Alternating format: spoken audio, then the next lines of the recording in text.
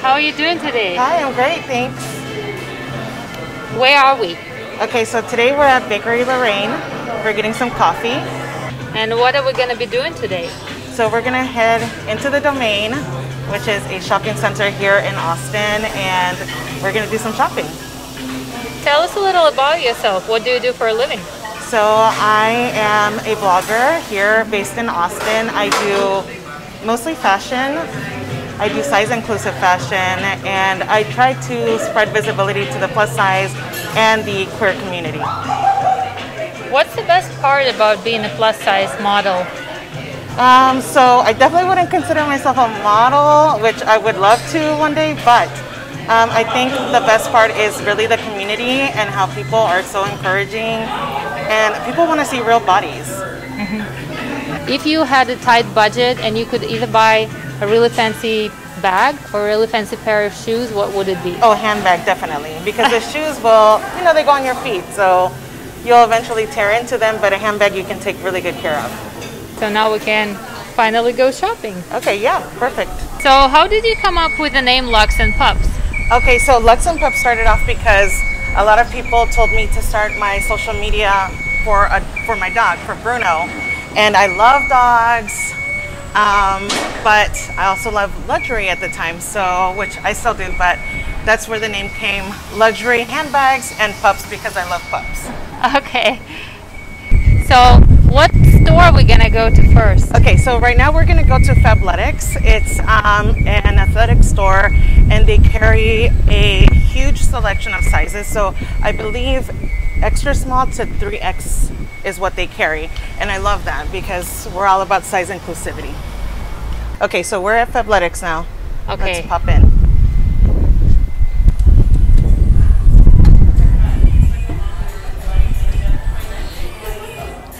They have a lot of great spring colors. By the way, how was your business affected by the pandemic? I think that for me personally, it was hard because I wasn't able to go to events. And for me, I thrive on meeting people. Like, I like meeting people, but online, it actually brought people closer together. Ooh, I like these Are there pants. any brands that you think are real champions of plus size fashion that help girls who have bigger size to find whatever they need? Right, so I definitely think a company called Dia & Co. They've done a phenomenal job of carrying plus size clothing. They actually host CurvyCon, which works simultaneously with New York Fashion Week, and I really love what they're doing and how they're inspiring women. How can a girl, a plus size girl, build confidence? If she doesn't really think that her body is attractive, how can she change that? That's definitely a hard one, because it starts from within, of course, and sometimes your environment, the people around you, or just society can make that really, really hard to calm down your inner voices. But I definitely think that it's kind of like a go for it attitude. You definitely just, if there's a dress or something that you want to wear, you just got to go for it. Go for it, and start off by wearing it maybe at home, looking at the mirror and telling yourself affirmations, telling yourself that you look good, and that is really the only opinion that matters at the end of the day. So start off at home, and just tell yourself and grow that confidence, and then wear whatever it is that you want to wear outside, even if it's a red lip, or I love wearing red lipstick, and so that gives me confidence. Do whatever it is that makes you confident, feel good, and do that more. What achievement or personal accomplishment are you most proud of? My biggest accomplishment is starting my own family that I have always wanted to have, that I've dreamt of having.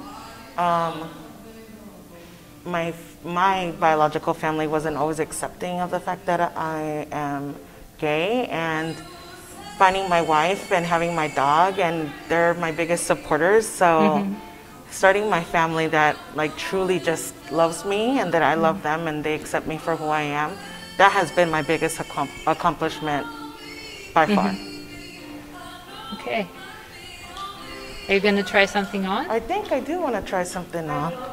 Yeah. Nice. So I love this outfit. The Fabletics leggings are always a great fit.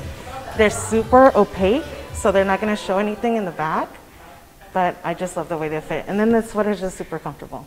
I know, it looks so cool. Love that store. Congratulations on the new purchase. Yeah. A little bit of tough question. So, Yeah.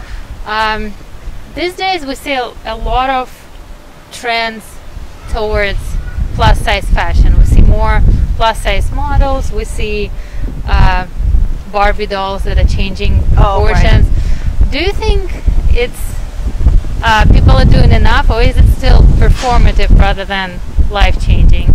You know, I definitely have a hard time with that. While I always appreciate, and I think that we should appreciate what brands are trying to do, even if it's performative or not, I definitely think that there's way more to be done still. I love all of Nina's rings. They're gorgeous. Yeah. So how would you describe your personal style? My personal style. Okay, so I think that I contradict myself from what I show online. My personal style is very casual. I love jeans and a t-shirt, or leggings and a graphic tee, something like that. Very casual is my go-to. Do you ever buy jewelry as a gift, or do you think it's too personal? I have, depending on the person, I guess I can kind of gauge, but I definitely think that jewelry is very personal. What kind of jewelry would you never wear, unless you had to? Hoop earrings. Oh, I don't know why I don't like hoop earrings. And that's no offense to people who wear them, because I think they look beautiful on other people, but for some reason I don't like hoop earrings on myself. Where do you see yourself in 5 years? Wow, in 5 years, I don't know, maybe I'll still be in Austin, maybe I'll be somewhere else. That's something that my wife and I always talk about. Definitely I would love to grow on like my social media platforms and be doing other things within that, but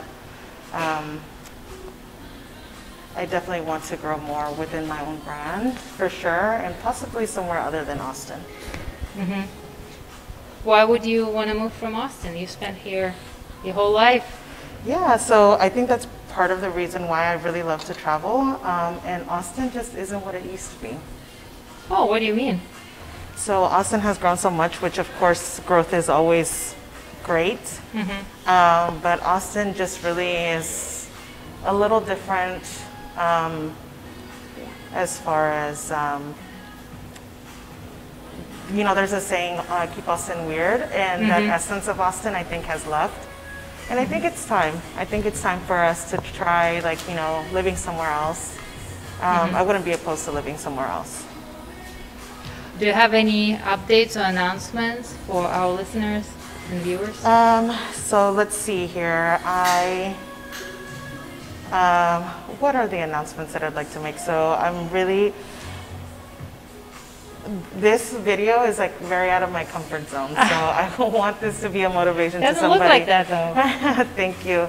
And I was nominated as Blogger of the Year. I have to put that out there, which is amazing. And right now I'm just concentrating on my growth. One thing that I love to do is showcase local women businesses, and I'm always up for partnering with them and showcasing them on my social media platforms. But I'm really just concentrating on the growth of my social platforms. What advice would you give to all those people who want to grow their online presence, want to become like you? Sure, so I definitely say go for it. Definitely find your niche, like what exactly you're passionate about. Don't do it for like the aesthetics, don't do it for anything other than what you're truly passionate about, because that will translate in your images and that'll translate in what you're talking about. So definitely find what you're passionate about, showcase that, and go for it. Okay. Go for it. Yes. Thank you so much. Thank you. Thank you for the interview.